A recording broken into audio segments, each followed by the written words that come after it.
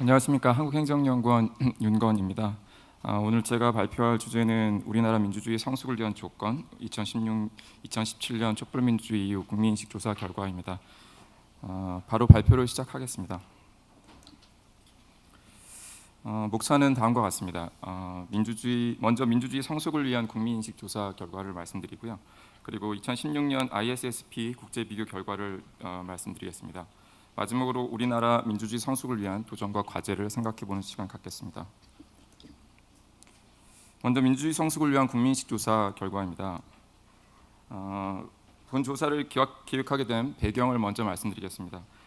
지난 2016년과 2017년에 걸쳐 촛불 집회가 23번, 그리고 이 과정에서 1,700만 명 정도의 시민이 집회에 참석한 걸로 되어 있습니다. 이후 문재인 정부가 들어서면서 몇 가지 독특한 민주주의 실험이 이루어졌는데요. 2017년 5월 25일부터 7월 12일까지 광화문 일본가에는 10만 6,240건의 정책 제안이 이루어졌고, 또 2018년 4월 30일까지 15만 1,109건의 국민청원이 등록되었습니다. 2017년 10월 15일에 종료된 신고리 569기 공론조사에 대해서 한국행정연구원이 한국갤럽에 의뢰해 조사한 결과에 의하면 신고리 569기 공론화에 대해 들어본 적이 있는 응답자의 74.5%가 그 결과가 바람직하다고 응답을 하였습니다. 촛불 민주주의 이후에 국민들의 참여에 대한 관심과 그리고 행동이 커져가고 있음을 볼 수가 있겠습니다.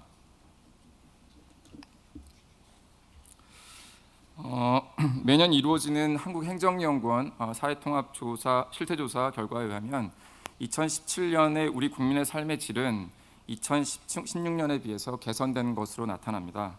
행복감이 늘고 걱정이 감소했고, 국가 자긍심, 그리고 정치 상황 만족과 전망, 그리고 경제 상황 만족과 전망이 모두 개선된 것으로 나타납니다.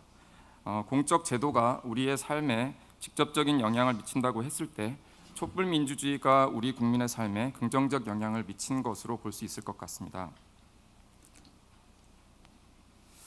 촛불 민주주의와 이후의 새로운 민주주의 실험들을 보면서 이제 우리나라 민주주의 성숙이 필요한 시점이 아닌가 생각해 봅니다. 87년 민주화 이후에 민주주의 공고화의 필요성을 논의하기도 했었습니다. 박근혜 정부의 소통 부재가 민주주의의 후퇴를 의미하는 것으로 보이는데요. 스웨덴 VDM Liberal Democracy Index 자유민주주의 지수에 의하면 우리나라의 민주주의 궤적이 나타납니다. 87년 민주화 이후에 노태우, 김영삼, 김대중, 노무현 정부에 이르기까지 약간의 출렁임이 있었지만 지속적으로 지수는 상승했습니다. 이명박 박근혜 정부 시절 하락했고, 문재인 정부 이후에 다시 크게 상승하는 것으로 나타나고 있습니다. 민주주의 30년은 그리 짧은 시간은 아닙니다.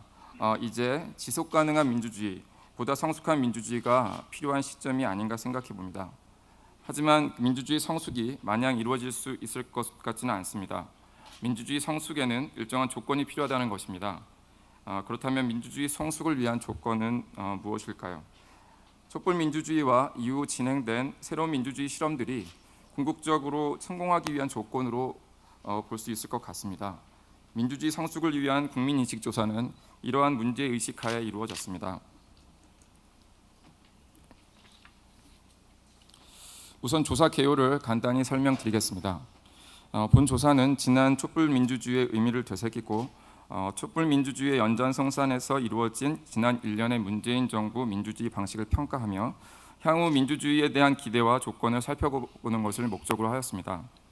만 19세 이상 일반 국민을 모집단으로 하였고, 한국 리서치 MS 패널을 표집툴로 하여 지역별, 성별, 연령별, 학력별 비례 할당 추출 방법을 이용하였습니다. 표본 크기는 2,000명, 95% 신뢰 수준에서 표지 오차는 플러스 마이너스 2.2%입니다. 그럼 조사 결과를 말씀드리겠습니다. 촛불 집회에 참석한 적이 있다는 응답은 약 30%, 참석한 적이 없다는 응답은 약 70% 정도입니다. 참석한 이유, 참석하지 않은 이유를 물었는데요. 참석한 이유는 국민의 한 사람으로 참석하는 것이 당연하다고 생각해서라는 응답이 가장 많았고, 참석하지 않은 이유로는 참석할 시간적, 경제적 여유가 없다는 응답이 가장 많았습니다. 참석하지 않은 국민의 경우에도 참석하고 싶은 마음은 있었지만 삶의 여유가 없어서 참석하지 않은 경우가 많았던 것을 알 수 있습니다. 시간적, 경제적 여유가 있었다면 참석하고 싶었다는 것입니다. 참여의 비효과성이나 참여에 대한 무관심에 대한 응답은 매우 낮게 나타나는 것으로 나타납니다. 이러한 조사 결과는 현재 그리고 앞으로의 민주주의 방식에 일정한 시사점을 줍니다. 즉, 촛불 민주주의에서의 핵심은 많은 국민의 국정에 대한 관심과 참여 의지가 상당히 높았다는 것이고, 이것이 실제 대통령 탄핵이라는 결정에 상당한 영향을 미치게 되었다는 것이고, 이러한 경험이 앞으로 우리나라 민주주의 성숙에 긍정적 영향을 미칠 것이라는 점입니다. 실제 83.9%의 많은 국민들이 촛불 집회가 우리나라 민주주의 성숙에 긍정적 영향을 미쳤다고 인식하는 것으로 나타났고, 특히 촛불 집회가 이후 대통령 탄핵, 현 정부 국정운영 방식, 국민의 시민 의식 향상, 대통령 선거 후보자 선택 등에 중요한 영향을 미쳤다고 보았습니다. 촛불 집회의 의미에 대해서는 국민의 신임을 잃은 고위공직자의 소환이라는 국민 소환적 의미, 성숙한 시민 의식의 표출의 의미, 국가의 주인으로서의 국정에 직접 참여했다는 정치 참여 등의 의미로 이해하고 있었습니다. 이제 문재인 정부의 민주주의 방식에 대한 평가 결과를 말씀드리겠습니다. 우리나라 민주주의 수준이 개선되었다는 응답은 70.2%로 비교적 높게 나타났습니다. 문재인 정부의 민주주의 방식에 대해서도 긍정적 평가가 많았습니다. 국민과의 소통에 대해서는 78.3%, 부정부패 해소에 대해서는 75.3%, 민생 안정 노력에 대해서는 71.5%로 나타났습니다. 하지만 실제 정부의 성과에 대한 응답은 그렇게 높지 않습니다. 외교 안보 분야 개선 정도가 62.3%로 비교적 높지만 다른 분야, 특히 경제나 교육 분야에 대한 응답은 상당히 낮게 나타나고 있습니다. 민주주의 방식도 중요하지만 이것이 구체적인 성과로 이어지는 부분도 간과되어서는 안 될 것 같습니다. 다음으로 향후 민주주의에 대한 기대를 말씀드리겠습니다. 4년 후 민주주의가 개선될 것이라는 의견은 70.5%로 개선에 대한 기대가 높게 나타나고 있습니다. 그 개선의 방향은 무엇일까요? 응답자의 87.5%가 국민이 직접 참여할 수 있는 제도를 강화해야 한다고 하고, 78.6%는 가능하면 대의제 민주주의를 국민의 직접 참여 민주주의로 대처해야 한다고 합니다. 국민 소환제도, 국민 투표제도, 국민 발안제도가 필요하다는 응답도 80-90%에 이릅니다. 반면 전문성이나 책임성 문제로 국민의 직접 참여가 적절하지 않다는 의견은 30-40%에 불과합니다.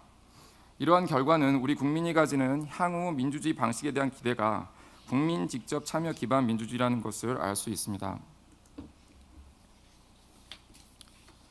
그렇다면 향후 민주주의 개선, 더 나아가 앞으로 우리 민주주의 성숙을 위해 필요한 조건은 무엇일까요? 국민 직접 참여에 기반한 민주주의가 성공하기 위해서는 어떠한 조건이 필요할까요? 먼저 국민의 참여 의지가 중요한데요. 실제 우리 국민의 참여 의지는 높게 나타나고 있습니다. 국민의 한 사람으로서 참여하는 것이 당연한 의무라는 응답은 88.7%에 이릅니다. 구체적으로 복지 분야와 경제 분야의 참여 의지가 80.3%, 73.2%에 이릅니다. 앞서 촛불 집회 참석, 미참석 이유에서도 나타났지만 참여하지 못하는 이유는 시간이나 경제적 여유가 없어서가 가장 높습니다. 물론 참여 제도나 방법을 잘 몰라서 참여하지 못하는 경우도 52.4%로 나타납니다. 하지만 사회 문제에 별로 관심이 없다는 응답은 25.4%에 불과합니다. 결국 우리 국민의 참여 의지보다는 참여 자원의 문제라는 것을 알 수 있습니다. 참여에 필요한 경비, 참여에 필요한 시간, 지식과 정보 신뢰, 이런 것들은 필요성이 매우 높게 나타나지만 충분성은 매우 낮습니다.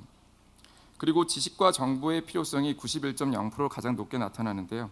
참여 지원 역할 필요성으로 전문가 집단이 83.5%로 가장 높게 나타나는 것은 참여를 위해 전문성이 중요하다는 것을 다시 한번 알 수 있겠습니다. 그리고 중요한 것이 결국 정부의 신뢰 회복입니다. 민주주의는 국민이 주인이지만 실제 일은 정부가 할 수밖에 없습니다. 국민 직접 참여 기반의 민주주의를 설계하는 것도 정부입니다. 이러한 정부에 대한 신뢰가 매우 낮게 나타납니다. 국민의 의사를 반영하는 정도, 정부를 신뢰하는 정도는 대통령을 제외하고는 낮은 편입니다. 국민의 대표기관인 국회는 국민의 의사 반영 정도가 26.3%, 신뢰 정도가 10.6%에 불과합니다. 정부에 대한 낮은 신뢰는 국민의 국정에 대한 관심을 낮추고 참여 의지를 꺾을 수 있습니다. 민주주의 성숙을 위한 참여 기반이 흔들릴 수 있는 것입니다. 다음에 설명드릴 ISSP 결과는 이를 잘 보여준다고 할 수 있겠습니다. 다음으로 ISSP 국제 비교 결과를 말씀드리겠습니다. ISSP를 간단히 소개드리면요, International Social Survey 프로그램이라는 국제사회 조사 프로그램의 약자입니다. 이는 국가 간 비교 연구를 위해서 시카고 대학의 NORC 주도로 창설된 국제사회조사 연합기구이고요. 현재 48개국이 회원으로 가입되어 있습니다. 연도별 주제 모듈이 약 10년의 주기로 진행되고 그중 하나가 바로 정부의 역할 모듈입니다. 2016년에 한국행정연구원이 이 정부의 역할 모듈에 참여하였는데요. 28개국 자료가 2018년 올해 4월에 확정되어서 최초로 개방이 되었습니다. 이 자료가 지금 말씀드리고 있는 우리나라 민주주의 성숙과 관련해서 중요한 시사점을 제공하고 있어서 그 결과를 공유하고자 합니다. 조사 내용은 정부의 역할과 책임, 정치 훈훈감, 공지 부패 등인데요. 전국의 만 18세 이상 일반 국민을 모집단으로 하였고 다단계 지역 확률 표집 방법을 활용했습니다. 표본 크기는 1052명이고 대면 면접으로 이루어졌으며 조사는 2016년 6월 27일부터 11월 23일까지였는데요. 촛불 집회가 시작될 즈음이라고 할 수 있겠습니다. 이 시점에 국민의 인식이 다른 국가들에 비해 어느 정도 수준이었는지를 확인해 보도록 하겠습니다. 먼저 정부에 대한 기대입니다.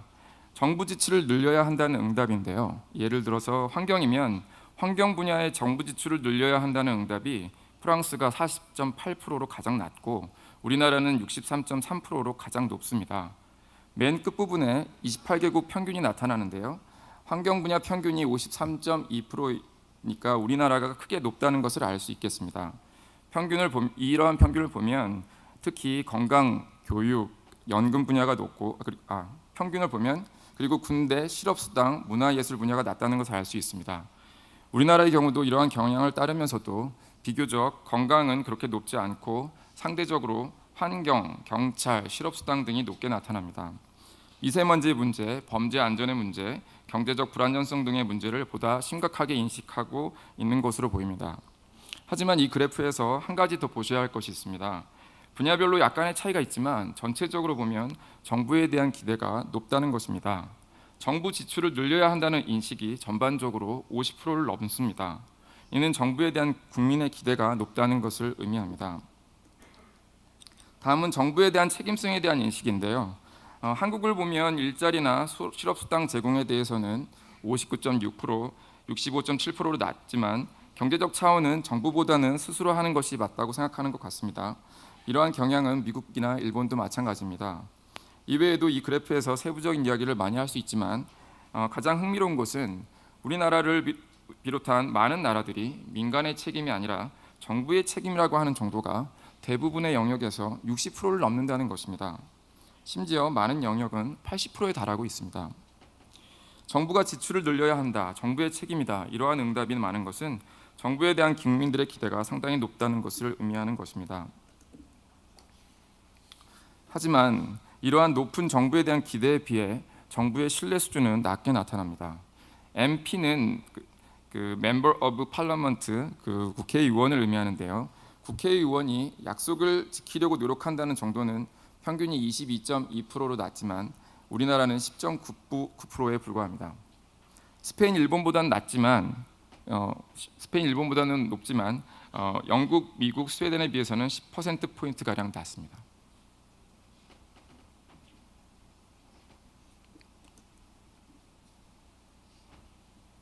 네, 죄송합니다. 20페이지는 이게 지금 이제 정부 신뢰 수준, 국회의원과 공무원에 대한 신뢰 수준에 대한 그래프입니다. 죄송합니다. 네, 다시 한번 설명을 드리면요, 정부가 기대는 높은데 신뢰 수준은 낮습니다. MP가 이제 보시면은 국회의원을 의미하는 것이고요. 국회의원이 약속을 지키려고 노력한다는 정도가 평균이 22.2%로 평균을 보시면 22.2%밖에 안 되지 22.2%인데 우리나라는 10.9%입니다. 스페인, 일본보다는 높은 편이지만 영국, 미국, 스웨덴에 비해서 10%포인트 가량 낮다고 볼 수 있겠습니다. 정부에 대한 발언권이 전혀 없다는 인식은 주요국에 비해 상대적으로 높게 나타납니다. 이거는 조금 그 촛불 집회의 시기인데요. 그렇다 보니까 촛불 집회의 영향력이 어느 정도 반영된 것 같습니다. 반면 상대적으로 정부 활동에 영향을 미치는 주체로서 일반 국민은 9.5%로 나타나서 미약한 것으로 나타납니다. 그림이 조금 복잡하지만 맨 아래쪽에 밑에서 오른쪽에 두 번째가 citizens in general, 이게 일반 시민에 대한 거고요.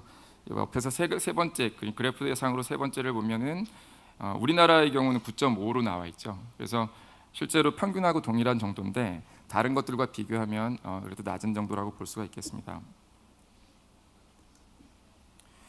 다음으로 정부에 대한 부패 인식인데요. 우리나라 아까 방금 전에 제가 신뢰 인식에 대해서 말씀을 드렸는데 우리나라의 평균적인 부패 인식이 굉장히 높다는 걸 알 수가 있겠습니다. 다른 주요국들에 비교해서 부패 인식이 가장 높게 나타나고요. 이는 2016년 촛불 집회 시점임을 감안하는 것이 좋을 것 같습니다. 흥미로운 것은 정치 이슈에 대한 관심과 지식이 낮게 나타난다는 것인데요. 주요국에 비해서도 가장 낮고요. 평균과 비교해도 상당히 낮게 나타납니다. 이러한 낮은 관심은 정부에 대한 불신과 연결되는 것이 아닌가 생각합니다. 2018년 현재 높은 관심과 대비하면 2016년에 이런 낮은 관심은 정부의 불신의 영향이 아닐까 생각해 봅니다. 마지막으로 이러한 조사 결과를 토대로 해서 우리나라 민주주의 성숙을 위한 도전과 과제를 말씀드리겠습니다. 결국 앞으로 민주주의 성숙을 위해서는 국민의 높은 참여 의지를 어떻게 뒷받침할 것인가 하는 것입니다. 조사 결과는 문재인 정부의 민주주의 방식을 지지하는 것으로 나타나고 있습니다. 대의제 민주주의에 대한 신뢰는 낮고 참여 열망 수준은 높게 나타나기 때문입니다. 그러나 국민의 국정 운영 과정 참여를 위한 자원은 부족한 것으로 나타납니다. 따라서 새로운 민주주의 실험의 성공을 위해서는 자원을 지원하고 적극적인 참여를 유도하는 것이 필요해 보입니다. 참여에 필요한 경비를 지원하고 참여에 필요한 시간을 확보할 수 있도록 지원해야 합니다. 그리고 정부 요청 시에 참여를 의무화하여 책임성도 강화하는 것이 바람직할 것입니다. 또한 일반 국민의 전문성을 보완하기 위해서 전문가 집단의 지원도 강화되어야 합니다. 그리고 일반 국민의 참여가 용이하도록 참여 기제에 대한 홍보와 교육이 강화될 필요가 있겠습니다. 그리고 결국 국민 직접 참여 기반한 정부를 어떻게 구축할 것인가의 문제가 남습니다. 이를 위해서 먼저 정부의 신뢰 회복이 필요하다고 생각합니다. 정부 불신은 국민의 정치 이슈에 대한 관심을 낮추고 이는 정부와 국민을 상호 유리시켜서 우리나라 민주주의 성숙을 저해할 것입니다. 국민과의 적극적 소통 노력, 국민의 의견을 진정성 있게 받아들이려는 노력이 필요합니다. 그리고 다양한 국민 참여 기제를 개발하고 이슈에 대한 지식과 정보를 적극적으로 공개하고 제공함으로써 국민의 참여 지원을 강화할 필요가 있습니다. 마지막으로 지방정부 수준에서의 참여 활성화 방안이 강화되어야 합니다. 중앙정부에 비해 지방정부 신뢰와 참여 의사가 낮게 나타납니다. 설명은 안 드렸지만 발제문을 참조하시면 될 것 같습니다. 풀뿌리 민주주의의 실현을 위해 지방정부 수준에서의 참여 활성화 방안을 깊이 고민할 필요가 있겠습니다. 이로써 발표를 모두 마치겠습니다. 경청해 주셔서 감사합니다.